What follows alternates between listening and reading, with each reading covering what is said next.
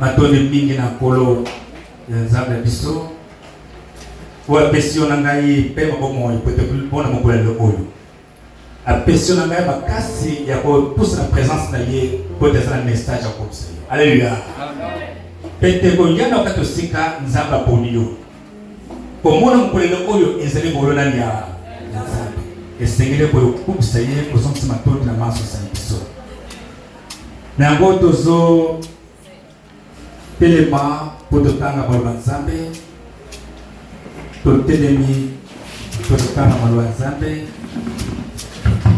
na mokanda Mathieu chapitre 19 voilà verset 3 et verset 8 par 11. Mathieu chapitre 19 verset 3 à 8 par 11. Totanga na kumba Yesu.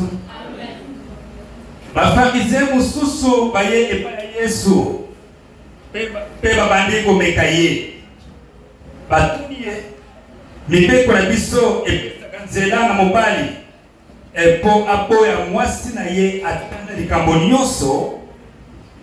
Yesu azongisi nani botangile mikanda nzambe te ekomama boye na ebandeli tango nzambe asalaki bato asalaki bango mobali na mwasi.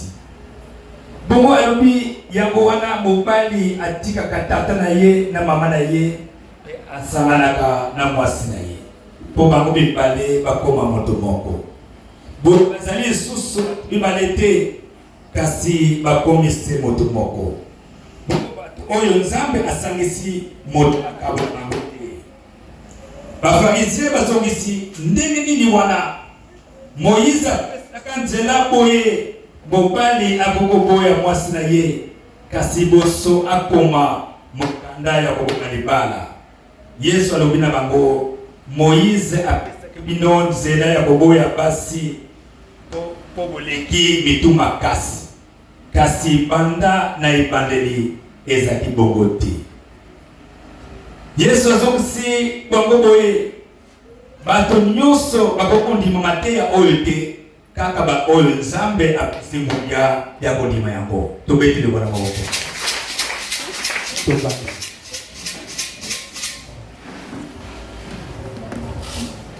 Bien-aimé, thème na biso ya tongo Lelo Oyo Luka Oyeba Makambo Eleka la première génération pour comprendre Oyo Ezoleka Lelo Oyo. Luka Oyeba Makambo Eleka la première génération pour comprendre Oyo Ezoleka Lelo Oyo. Bande wanai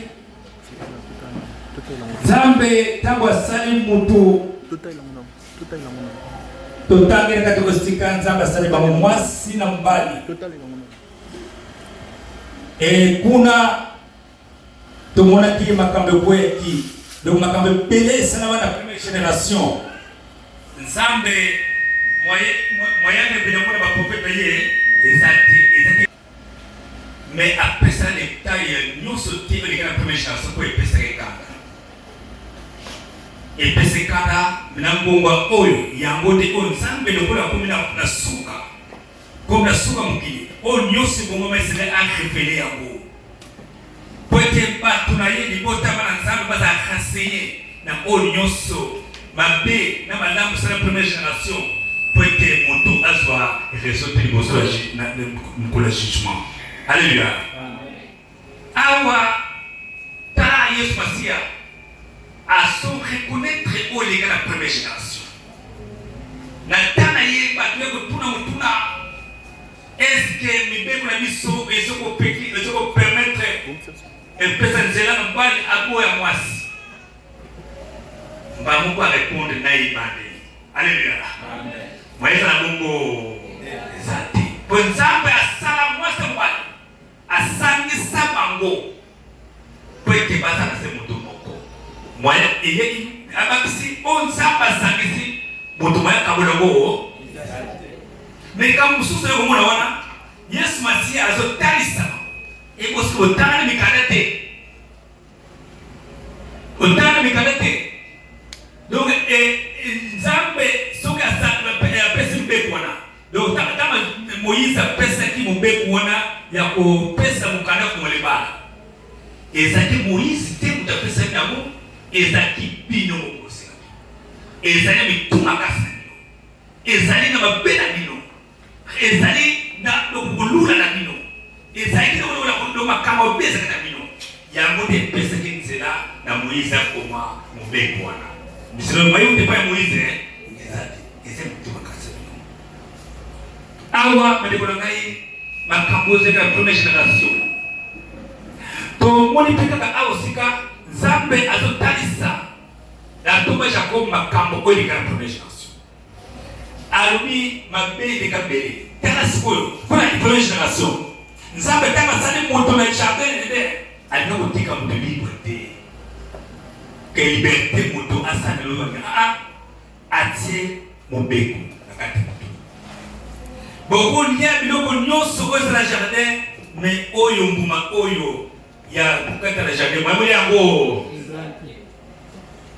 tomoni awa Nzamba pesi mobeko wana na mobali le mwasi ayesima abimi na mobali yende ayeko lobela kukwesa mobali abike nono tala ntawa kukuta nyoka o mekago yiko kufa we ayeko convaincre mobali andini akamwasa mbele ye bakwena mbeba alors on a que source va passer autour de vous donc toujours la première génération il faut que y ait des détails qui soient donc on a la première génération Nzambe peut-être au monique Adam et Caïn et Abel bah comme l'âge ya Oyeba Makambo pour ba ko de Nzambe de sa prophète Jacob tama c'est mon parce que la taille moyenne donc on a ko la kana makanisi alléluia makanisi et tama moni wa ko makanisi ya Oyeba Makambo be Nzambe pesi motindo na Adam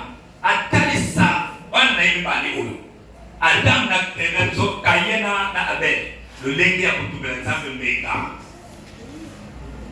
mais kuna pena kutubela Nzambe mbeka to monike mususu atosi mususu maitosa oyo atosa ki Abel et Caïn a négligé qui motivé l'autre Nzambe donc du coup ça va déconner donc vous savez que tina banali tango to sana oyena présence Nzambe faut yaka maboko pamba te Nzambe atsala muto que jamais muto la libre il faut asoma toute la présence na ye nzela ya mabonde nzela ya bonsa yango pe ndelo oyo ti mugolo oyo makambo oyo Nzambe atsala muto ibale ezo continue ko na biso donc muto nyonso oyo akutana Nzambe nyonso alingi Nzambe motema moko donc tango za présence Nzambe esenga ayoka oyo Nzambe zoyisa ye oyo mitino Nzambe zopesa esenga kotosa ko kosango waye kule sukulamu exact yango zomona awa Adam Caïn a négligé ye Caïn Nzambe atase pour Jacob azeke mutema so mwindo na négligence na ye moyen azo le pas boli exact donc il passe donc de ngai malamu imaneno na baleni ma bete mute imane aliamo suna Nzambe zo taxe biso de oyo peut comme pour la suka Nzambe alingite muto za raison alingite muto ba ke ona yeba kite yango na nzela molimo a dévoiler au nyoso ma besana la première génération na malamu ko sera la première génération peut muto alelo oyo na génération to za renseigner peut jugement Nzambe kumpene Nzambe kumina da suka mukido akungo sukisa mukidi Nzambe alimite ke mtu akosamsa mukidi mutu asule Yesu mwalimu ndablo kona yango zumuna awa Nzambe azo rappeler biso makambo Eleka la première génération pour te comprendre Oyo Ezoleka Lelo soko peke pena musakuli chapitre 1er verset 9 alina biso oyo akomona akotana biso mosakoli 1 verset 9 mosakoli 1er verset 9 mosakoli 1er verset 9 oui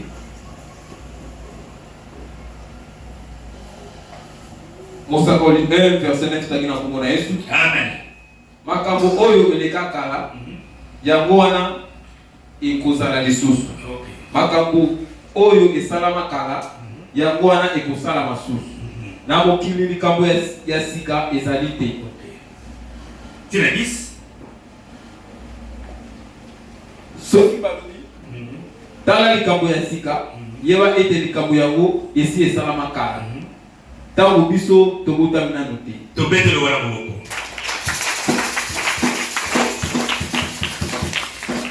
Dona mokili oyo tozana ngode munangali likambo ya sika ezali te. Oyo nyonso mo vivre nango. Malamu oto vivre nango. Mabe oto vivre nango.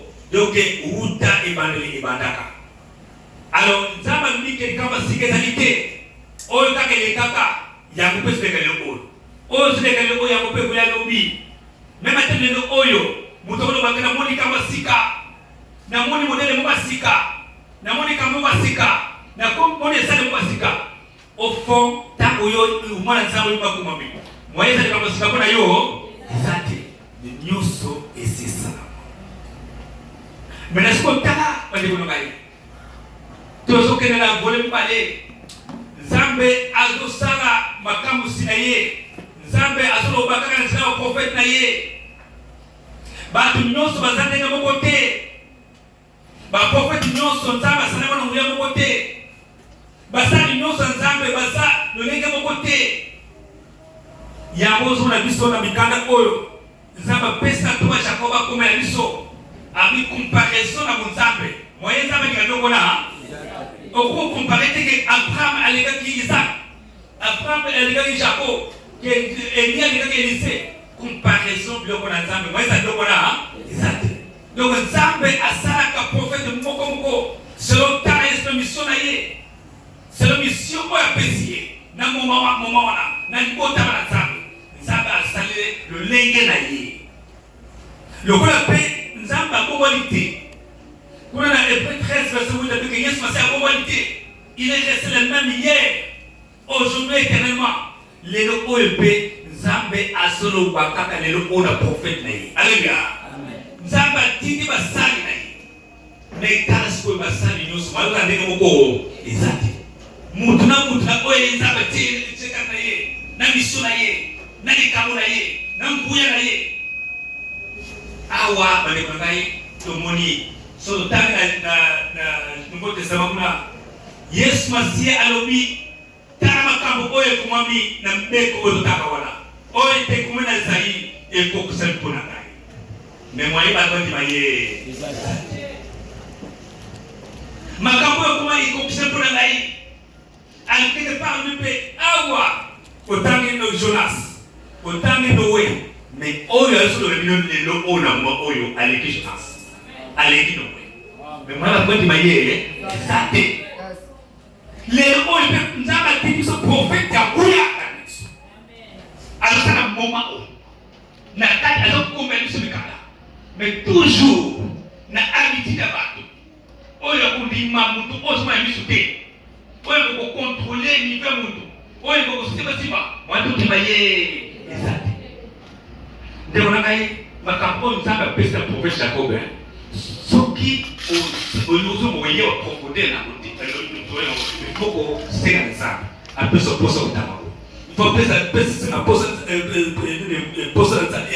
na nzambe oyeba nini wana azolo la Mungu na yeye ngana utoza la kaka awa kaka mbembe to sali awa na melipa kaka mulimba lobi awa no pesa mumla pesa na Ezekiel bali pote bat oyo azu donc base yoba na nzela tukokebe na mone mamutiaje mbate mkamwe bazala kaka mtuka exact na deta bombe ko tanga ozalifu bombe ko tanga ko makambo ni wapi haleluya makambo kana nzapula mukilimu ni wapi makambo ya kundo butanga ngana bolo bla bino makambo ya kumikula ti ijo ya anga pesi bino moko exemple butanga makambo nisa o muso tani asuka ko wanate tala livre on se plan ya nzambe pona RDC makambo oto muna passe de RDC nzamba de voyer plan de bana Mungu na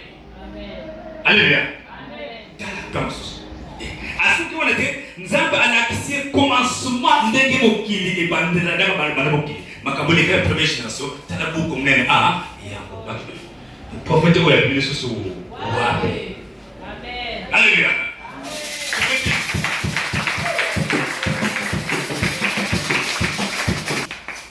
nada anasoma ngomo tangi bozo kisanga balibo te oya biso oyo kuta premier ya commencement na wani mususu akangame nako te tikana de mususu kutanga bana nga alléluia donc c'est makamba mutuya Nzambe asala kaba prophète ya kufa donc c'est Nzambe kama zopesa tuma kuba bitotanga oyo lekana kwa pote ya lenga sala kana kwa alléluia oyo Isaac ndika sala Isaac ndika sala Jacob ndika sala memela Nzambe pote akokokisa makambo oyo yekwa lobaka oyo Moïse akomaka pote akokisa ko atemisa kama mutu na chaque époque alléluia atemisa mutu ya nguya alatemwe pona kokokisa makambo yekwa lobaka awa bali kunangai awa tangu wa kutoka leo kwa mengai makambo sana meme kibangu masana ngo ndenge mo kwa Yesu masana ngo makambo oyo bino tanga Jonas oyo oyo gazo sana eleki oyo Jonas oyo tanga oyo eleki kutu oyo donc prophète ka eleki donc pour la Nzambe na Marc 12 verset 27 so tangu na Nzambe Nzambe ya bato akufa te basi Nzambe ya bo donc Nzambe asala kaka mutu asa bomoyo pour la kokisa mais ce que problème na biso bato même quand on a voulu Nzambe asala bomoyo on voulu Nzambe to bikisa aso chasser ba demo aso benga na bibi ozo kutunga aso kangula aso bikisa so elevé mais bomoto na biso tango to ça toujours na makambo Eleka que idée comparaison prophète kala idée alors elilinge za katilosa biso mwato ko mona oyo Nzambe sala kata mumula ye biso kibango biso Moïse ka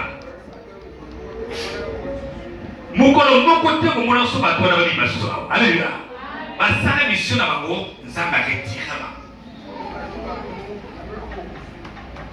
alors alléluia donc azabi songo donc Nzambe aketira bango mais est-ce qu'on lele oyo na moment oyo yona kabiso ba Nzambe Thème c'est prophète nguya alléluia yango sona makambo oyo tozotanga kamikanda oyo Nzambe pesi akombela libota bana Nzambe eza yo kaka te mais mokili mobimba yango sona bato baza bisika bazana bapoto basoli bakososi te balivre oyo basotina basotina mbongo mpo totinda bango yango mpo te kambo oyo ekombe ya sika mpona bango mwayebeye bango oyo prophète moko eza te bandeko na ngai eza très important toyeba yango tosusu bango lelo oyo tozomona serrière yango nayebisaki na bandeko bayaki na veye awa me ntango toyaka awa bandeko na ngai toprofite tozwa bonzambe oyo muumba Nzambe totati biso Nzambe atembise kati osika na vile matano eza te papa ngo ndaka kuna biso baka eza te papa ngo papa baka mais aye ko tali biso bonzambe ko tsamso lo ko so alliance na kana Nzambe eza te na tsela mabonde nzela mako alléluia soki osambe la kate e pana yo soko za tante ya kutanga makuma mi pana yo yeba ke oza musika na bolingo na mbongo na ya Nzambe pote kundima mwana oyo te biso kutumoye eyaka kana nzela mabonde li mutu atosa ba ero lusama mutu oyo asambla na ndako na ye mutu oyo asambla chaka nzoto na ye na nzela mabonde li mutu azo appliquer pour la prière oyo mumona zo tase biso kusika yakuna biso awo na bandako ta Nzambe pesi mumona ye programme la prière azo pesi biso pote kata bandako biso to taka biso mwana alléluia mais ce que nous sommes tous les gens qui sont là, moi je suis là, exact. Mais l'homme tu as quand l'église, ils sont pas dans Christ. Tu es là pour moi ça. Mais oh le moment ça, tu dis que tu es ça. Moi tu dis que tu es là, exact. Les camps où tu y a, oh le Nzambe Thème c'est la bonne monnaie. ezali kokotisa bonzambe na motu.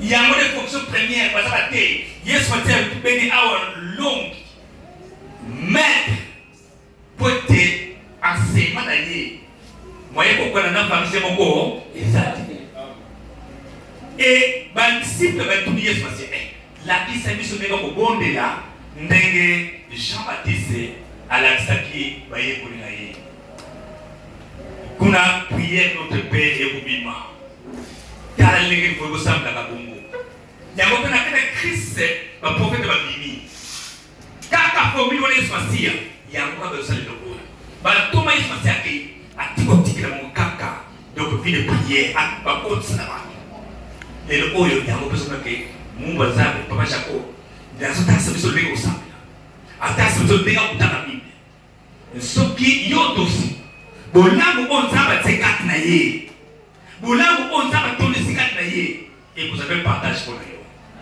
pour le dire tout ça alléluia amen mais soki tozo beta ka vie de prière ba Psaume moi je pense que so tanga kayango tena badako na biso ba chapitre vous avez biso toza kudia na tunaki awa nani l'homme dimanche toya tokotala combien de partout on va yena carnet pour nous noter les fils qui étaient moko ya malbatable et mwana soto ba kotanga au so alléluia amen alléluia amen est-ce que tu as ça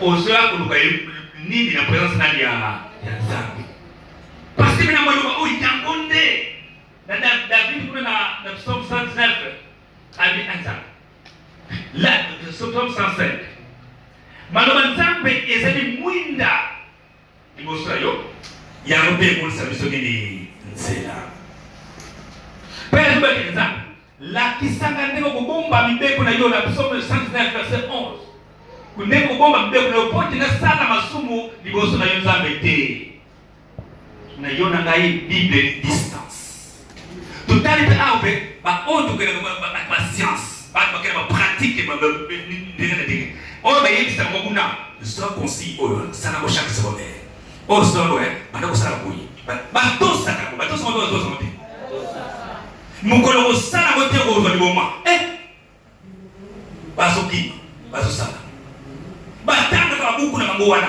mais yo na ngai oza chrétien naza chrétien Bible oyo ezali arme pour la chrétien monyoso et maloba oyo yokopesa yo kuboto na kama yo yokozona kata Bible oyo kokosa kutima na yo sinon pasi kosa na ko okuta na kata Bible alors tango tangiango donc sura shwe koti et puis kokuta na Nzambe ezate essence ka boye donc mot de donc comptable ça veut dire courant de salami mamoko ko demander ça ni édition donc Yesu Masia azaki donc ndenge tumona ndenge tsaka kumboye ndenge pera ko ça a manako force akate ko a onyo koma ko sambe pour ba tususu ko demander ko ifuna nini il fait ça donc alors il n'est pas paresseux ba pera ko ba sambe ba pera mais condiment et ça n'est pas bon il faut que ça là et ça faut ta carême et ça faut ta Bible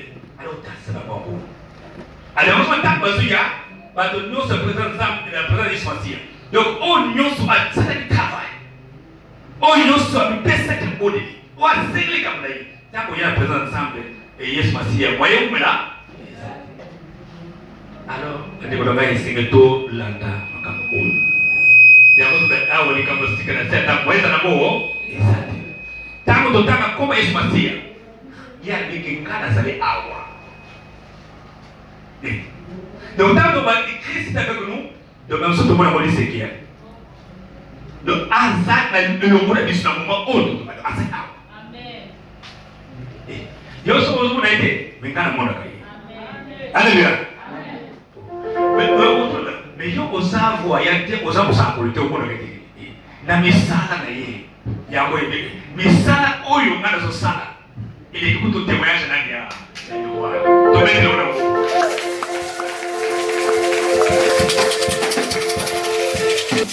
isika Yesu Masia zali nguya emona na kawana alléluia amen bambeli bazobika bakangama bazami bato oya pamba Yesu azi alokotaka bango akomisa bato valeur.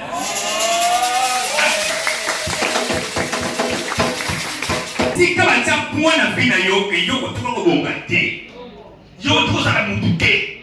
Okotila koyeba na te. Okotila kobala te. Mais tango yena kondima nyonso na Christ. Na molingo na Yesu Masiya. Biloko na yango somo na kati Église Christ. Alléluia. Mais autorité dans Romains 8 verset 9. Bato oyo nzamba pona ute badeli. Asala bango bakoko na mwana Yesu Masiya. Poti Yesu Masiya za ya yeli boso kwa zali. Amen. Tupeke ona bongo.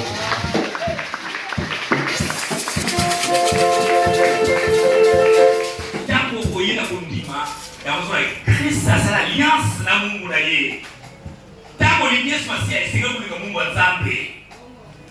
Kwa sababu bali baza mutu moko. Mulimu oya Christ yango esala kati na toma. Mulimu oyo bikisa mandatu tanga bile yango peso bikisa lelo oyo. Mulimu oyo koza mkuya. Kwa te mutu asakula. Dola mutu foko yango peso esala kati na toma. Ozulu kwa suto nini ibosona ya Nzambe. Poto tima ke Yesu Masiya awo. Bato oyo bakwenya. Bato oyo bato pamba. Asolo kota bango. Donc l'histoire est jamais. Dans Papa Jacob, pas en le quotidien, au sein de nos côtés, il y a beaucoup de gens qui sont mariés et ils ont préparé puis avant pour que à commission moto, la mission de votre il y a un temps.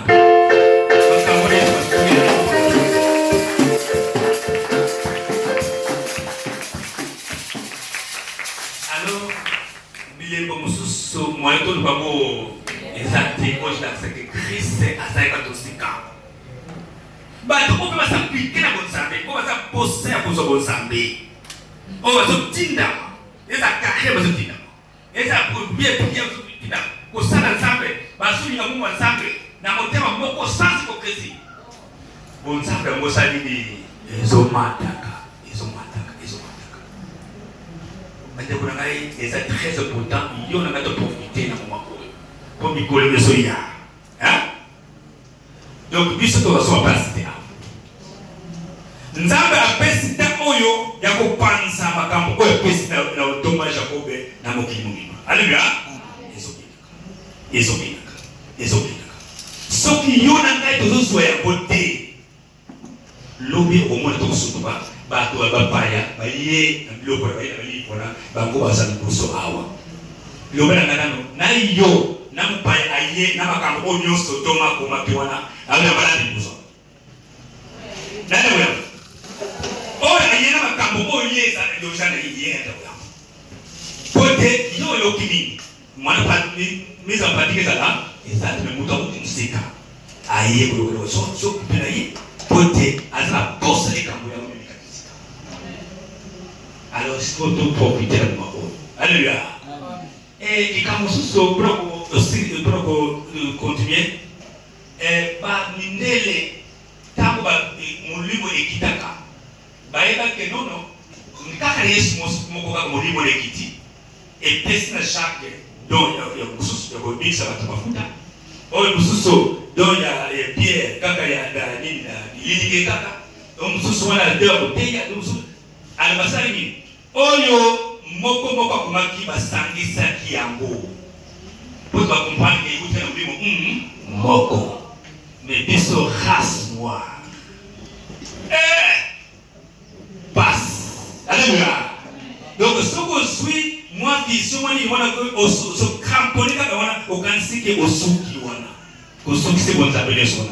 Oh mutu so ça ali comme so oya ko compétit. Oh mutu so ça ali comme so compétit. Alors ce qui vous lui a la carte de so mais là tika na tutana oyo to ba Jacob ko be sante. To tala o musu ni basali ko atota. On s'ato suis makambo na to salengi mu ke yeso tonga ni botana ya bana nzambe. Mais toujours négligence. Après, les camoufles il y a pour comprendre les deux mondes. Alléluia. Alléluia. Alléluia. que moto oyo azali moto lokola bato nyonso te. Moto oyo azali mosala nzambe lokola basala nzambe nyonso te. Bameka kosala kosoigner moto wana lolenge différent ya basala nzambe mosusu bazwaka litoma. Alléluia. Awa so tokutali ya femme céramique. Or lelo ya prophète disait liboso na koneka ka awa bato baloleka toujours fois ya soma mali. Basala nzambe bele baloleka ko. Mais kaka mukolo wana kote o elise oyo efasa la différent na basala nzambe. Ako ate proposer bana yeba tombela ye ndako likolo ya bango. Pote moto wana abi moto wana nzamba zaka. Mobana to tombela ye.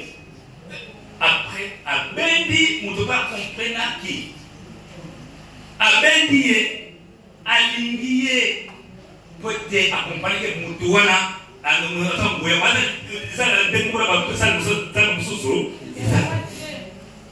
à s'occuper na yé sans intérêt. Mon la souka mission ko essayer afama bisto nini wana to nini to bito se de panza bito se na mkonzi mo moi so be mwana sana indoko ezati metomona ke na souka bazalika mwana ti mais nzambe na nzela na ulamu oyo mwana masona ko ko comprendre ko ne tona donc bedi mwana na kata tako to bedi wala ko même tant que biso que baba to bota kabana Marie a compris que mwana oyo ezomema wana mwana oyo aboti mwana sa lele de bana nyoso da kwa ye so tanga Jean chapitre 2 verset 1 à 3 kuna kumona masaka esina fete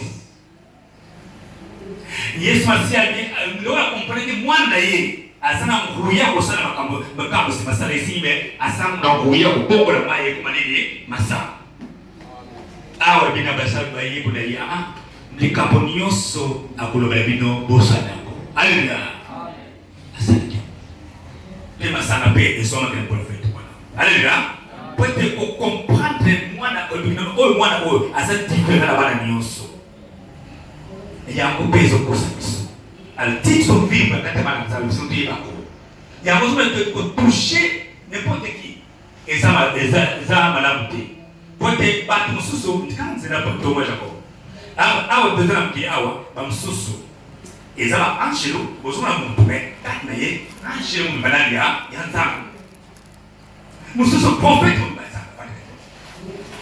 mususu mundimi kasi mususu demo ko bakasi mususu mais bibi albeke mais tata biso ni muto ko yeba mona bisala na bako amen alléluia oko tala kaitida si tu passes mais ko sabe tidi bien hein donc na comprendre te phénomène de zamba sana mwana masi yene to yeba ka musala zamba solo na yafo amen biso ba to so dise Yesu amini na oyo asa musala nzambe solo loko ni mai. Alors il faut tout cela. Donc comprendre nini Ezoleka Lelo Oyo. Donc comprendre oyo ngolo nzambe tsi so kata biso. Et ça ngolo et puis ça modunyo sauter. Hein? Kana vile mtale. Imagine ngala kosa kesi. Vile mtale za mne. Pour nini yoka ko na sasa. Pour nini yona na ito ya. Ba ko sa ko bile. Pour nini yoka ka okomana de sika o. Mingi basa osio tika mwa kama awa. Mais pour nini? Pote nzamba. C'est des problèmes azana besoin na yo ko kwa katosika. Azana possède au moins la manzana katosika. Azana possède to mix.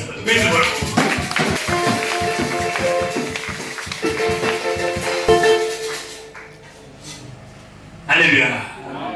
Yango c'est to comprendre ba konkai. Oyeba Makambo Eleka la première génération que moi comme Oyo Ezoleka l'église. Moi ça invention par contre Jacob exact. Il peut pas se parole on est pas dans qui présence même physique. Moi ça wana exact. Moi ça du boulot. Donc il y a ça le boulot mais physiquement moi ça wana exact. Mais azo y a la trace wana kaka même parole la première génération. Mabe Oyo ibandaka la première génération. Yango père sote ya kabiso. Budogo nzinu ni na wana bantima. Oyo ezalaki na tayen pour que boma ndeko na ye wotrema azotia biso na ngo. Donc bonambo oyo ya kotumba nzambe beka wotrema yango mpe asuya kaka bakomami soko mutami de Psaume 16 koyana ndako nzambe waboko pamba te. Est-ce que vous êtes pas d'ailleurs? Deutéronome 16 itie mtokomako. Donc yépe ayeko puterko attention le lenge la première génération bazaki koyana ndako nzambe na maboko pamba te. Le lenge pi yépe totia biso moto ya présence maboko pamba exact. Ah mane on va essayer de se confier pour ça nzambe to landa nyonso on sa première génération ba erreur wana moto ko na go exact parce que la tailler à tout ça qui a négligé comme tout blaza de Beka a négligé qui a koudaki moi vous allez pas voler mais à peine ça va tout ça qui ça va pas voler alors c'est que tout faut même tout yoka pe tolanda oyo so tout te makasika pe makambo oyo so mumba za de biso moi te négligé kango et c'est une semaine au moins dimanche odoye mais pendant la semaine c'est difficile de comprendre mingi batu ba na prière oyo dalbai na itongo oyo eza église ya mo église ni ya molimo tango azio ko pesa la pour problème na yo apesa mo bate apesa pe mokolo ataka ko dosi soko dosi ozuana mo malo sambra rendez-vous sacré au moins pe alo ko yo coïncider na mokolo oyo nzamba tiki angelo na ye ayo pesa solution pour na yo mais soko mokolo na yo morete et ça pour mo nzambe yete messager on le non tete yeba bega te azate arrêtez la mort les peuples étaient zombies même mo nzambe ba yeba jour ya suso ezate de son nzambe so ko sima donc yango ba nzambe si botosa mutu kwazo kama biso kotosa mapoka ko pesa ba kanisika kotosa na madame biso vile prier kotosa yango de ego pesa biso solution na problème biso. Alléluia. Amen. To so biso wana oza mote boyoka oza mote magomba wali ko salela ya nzambe